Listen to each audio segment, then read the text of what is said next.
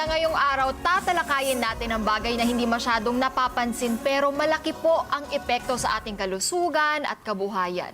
Ito ay ang amag po na kadalasang makikita sa mga dingding, kisame at mga kahoy sa ating bahay. Bukod sa nakakasira po ito ng bahay, ito rin ay maaring magdulot ng mga problema po sa ating kalusugan.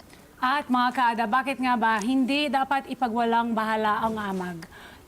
Sana, para sagutin dito sa ating segment, kung ano talaga ang mga complications nito, makakasama natin ang General Pediatrician and Lifestyle Medicine na si Dr. Noreen Esminio. Hi again. Welcome back. Great to have you back here. Dok, pati ka muna, madami-dami ang kada squad natin Good ngayon. morning po mga kada. Good morning po sa inyo. Good morning, Yun, Doc. simulan na natin agad, Opo. Dok. Saan ba, aside doon sa mga nabanggit natin, dingding, kisame, Opo. kahoy, saan pa ba makikita itong amag Itong dun sa mga bahay amag na natin? pinag-usapan natin kanina pa yun. Kasi it's something we all have at home, pero hindi natin alam. Cause Opo. of illnesses. Bali, ang amag po kasi isang type siya ng fungi.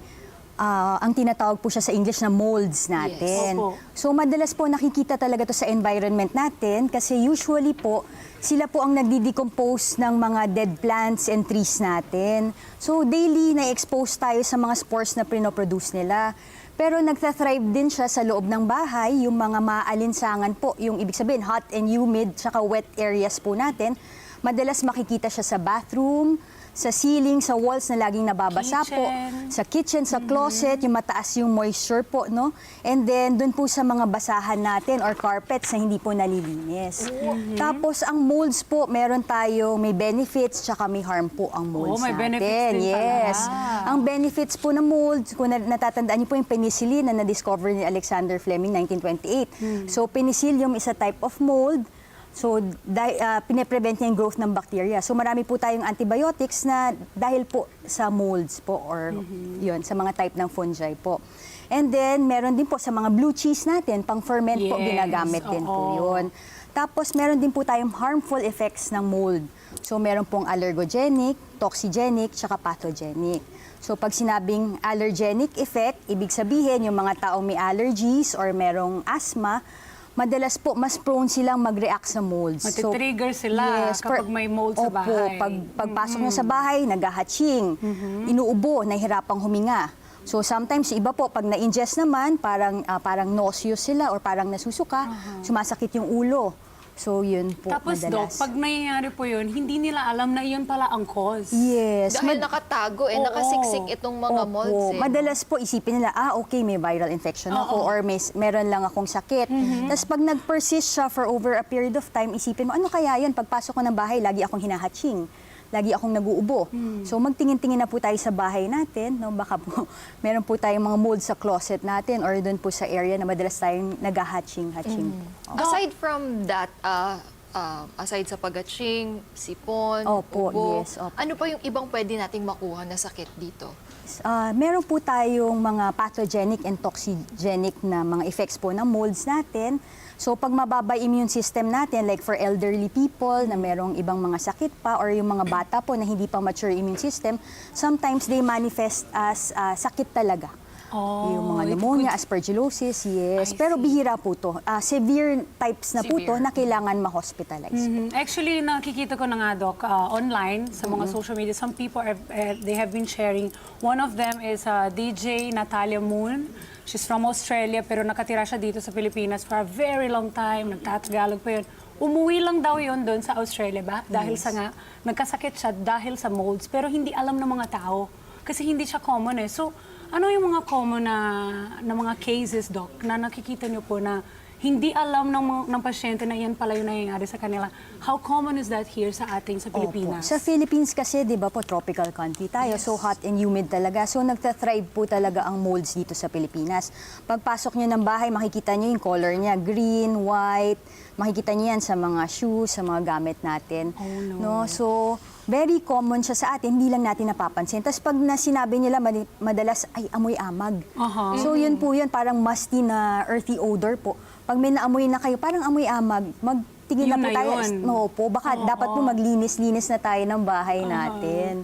Is it even harmful for the one cleaning? Hindi ba? Oo nga. Usually po kasi yung molds nagproproduce yan ng spore. Yung spore po na yun yung madalas nai-inhale natin, nai-ingest or nahawakan natin. Bawal So yung po hawakan. yung spore na yun yung nagkukos minsan ng allergic reaction natin.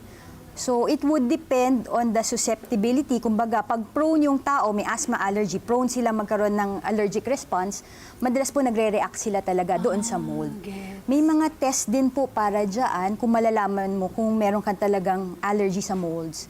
Yung skin prick test natin, so tinetest yan, i-inject yung molds natin no, sa balat, tapos titignan kung magre-react. Tapos pag sensitive naman tayo, may mga eczema tayo, may blood test naman po dyan. Yung radio allergosorbent test. So tinetest yung blood natin kung nagre-react tayo dun sa molds po.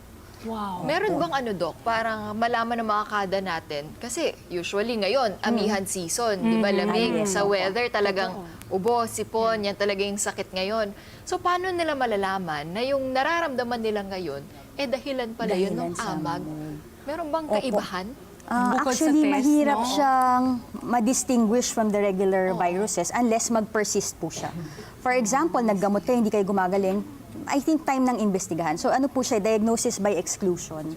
So kailangan mo munang ma-rule out yung iba nating sakit bago mo sabihin molds siya talaga. So talaga siguro ang pinaka-safe no is to keep our environment always 100% clean, Doc. Yes. Pero may harmful effect din ito kapag naglilinis mo. So ano ba yung ipapayo mo sa amin mga kada lahat na bawal Para i-touch, 'di ba po? ma-prevent po. So paano 'yan, like marami bang gloves and all throughout? Parang si Emma pag nag-aral, Doc. Opo. Pag pumunta siya sa araw. Dapat ba Oo, balot na all balot, cover, balot na nakamask? balot, Anong lahat kailangan nakababalot, gawin? So, tao. yung isa po sa mga way natin is yung na-i-inhale natin, so a mask. So, mask ka Opo. muna. Opo. Tapos, usually yan, pag nakita nyo, dapat linisin. So, water and soap would suffice, also bleach. Pwede na rin pong panlinis yan. Tapos, i-maintain po natin yung humidity natin sa bahay natin between nasa, iba-iba po kasi 30 to 50% or 40 to 60%. May nabibili pong pang test for humidity yung hygrometer sa mga hardware, no?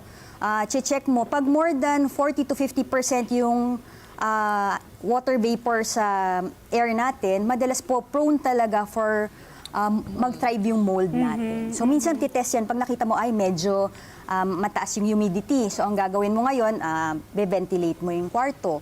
So maglalagay ka ng mga exhaust Lalo fans, dito, mga air, dahil sa electric mga fan. typhoon natin, pagkatapos ng baha, di ba minsan may mga ganyan pa Yes, rin kasi opo. medyo humid sa loob. Doc, paano naman ang mga tao na, para sa kaalaman ng Opo. lahat, no? Kung hindi natin to tinutukoy ngayon and then pinabayaan na lang natin, what are the illnesses na sabi mo na they can be very parang seryoso na nasakit? Yes. Ano po yung mga pwedeng mangyari dito sa mga tao? Opo, magkaroon ng severe allergic attacks, mahirapang Allergic huminga, attacks. mga asthma attacks natin. Okay. And then, yung severe infections nga po sa mga immunocompromised natin, yung mga elderly natin. So, minsan nagkakaroon sila ng mga aspergillosis, mga What's fungal that, Doc? infection po na nakaka-apekto sa lungs Okay. natin. Opo. So talagang seryoso. Tapos, meron pong studies, pero ano pa lang siya, konti pa lang. Chronic exposure po ng mga kabataan or bata sa molds po.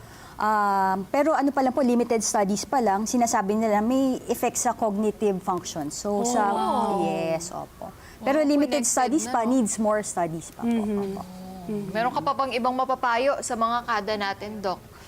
Opo. So, madalas po, pag napansin nyo na mataas yung humidity sa room, pwede po tayo, may mga HEPA filter tayo, then humidifier, makakatulong yes. po Ay, talaga. oo, naging uso yan sa COVID. HEPA filter, hindi lang yan pang COVID, yung spores po niyan sa hangin, tinatanggal natin. Tapos, yung dehumidifier, so binababaan niya yung moisture level natin. So, So, nakakatulong din po yung mga ganyan bagay. Ano pa po yung ibang makakatulong para Oo, grabe, malapit Doc. na po yung Tulungan mo na kami. sale, eh. Tapos, yun, lagi pong maglinis ng bahay. Pag nabaha or naulanan, make sure na dry agad. Huwag pong patagalin po. Opo, tapos pag ang mga kids natin napansin nyo, parang hindi siya gumagaling, parang laging hinahatching, laging nagkakaubo sipon, allergy. patest na po natin sa ating mga allergologists po. And maglinis na po tayo sa bahay, mag-imbestiga po tayo, bakit po nagkakaroon po ng ganung simptomas. Wow. Maraming Maraming salamat, salamat, Doc Doc. Lorraine. Opo, Thank you very so much. Naku, importante talaga yan, diba? Ano din yung naranasan natin nung pandemic, di ba? Doon lang tayo nagka-humidifier. Yes, Ang laking opo. tulong din pala sa Malaki ibang pong mga tulong. sakit. Correct. Ngayon na Imagine. lumalabas yung mga yan. Even yung paggamit ng mask, di ba? Opo. Yung iba nga, naggagamit ng gloves. Pero malaking tulong pala talaga itong lahat, no? Para lang ma-avoid natin yung mga ibang komplikasyon na pwede Yes, mangyari. So, Doc, opo. sa mga may tanong pa po sa iyo or gusto magpakonsulta po sa inyo, saan po naman pwede i-follow po? Opo, may Facebook page po kami sa Esmino Clinic po and may branches po ako sa Batasan and Montalban and sa San Mateo Medical Center po. Pwede po bang bumati sa dad? Oo naman. Belated happy birthday sa dad ko, si Zito Esmino, and hi sa mom ko. And Yeah. yours. Oh, belated happy birthday po. Nakusuki na namin yan dito si Doc. Opo. Kayo po ba ay may karagdagang katanungan pa kada squad? Nabigyan naman ng impormasyon lahat? Thank you Okay, very kayo much. dyan. Yung mga kaka-tune in lang po, kung di nyo narinig yung mga pinag-usapan namin ni Doc, ito po yung tungkol sa AMAG, pwede nyo pong i-replay yan. Diba? Kasi malaking tulong din po yan para sa ating lahat. At mga kada, dyan lang po kayo at magbabalik pa po ang kada umaga. Thank you, Doc.